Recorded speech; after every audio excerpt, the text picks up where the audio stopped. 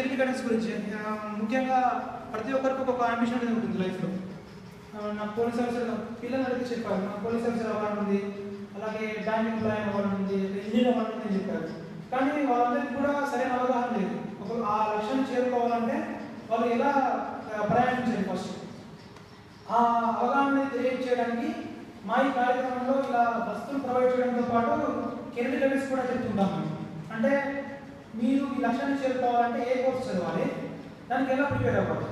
At the same టైంలో పిల్లలకి కొన్ని భయాలనే ఉంటాయి.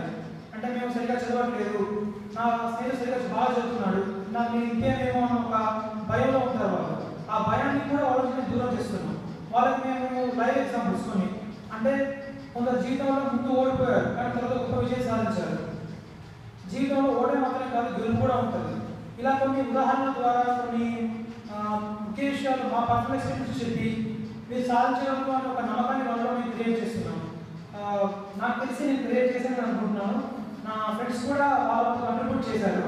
అలాగే పిల్లల్లో కూడా మరీ ఇలా వచ్చి సీరియస్గా వాళ్ళతో కెరీర్ ఎలా ఉండాలి అలా ఉండాలి అని చెప్పడం కాకుండా వాళ్ళతో ఫ్రెండ్లీగా ఉండడం, వాళ్ళతో ఆటలు ఆడించడం, ఆ తర్వాత చిన్న చిన్న కార్యక్రమాలు నిర్వహించి వాళ్ళకి బహుమతులు అందించడం, ఇలాంటివి కూడా చేయడం వల్ల ఏంటంటే వాళ్ళలో కూడా ఒక ఉత్సాహం అనేది నింపడం చేస్తున్నాము.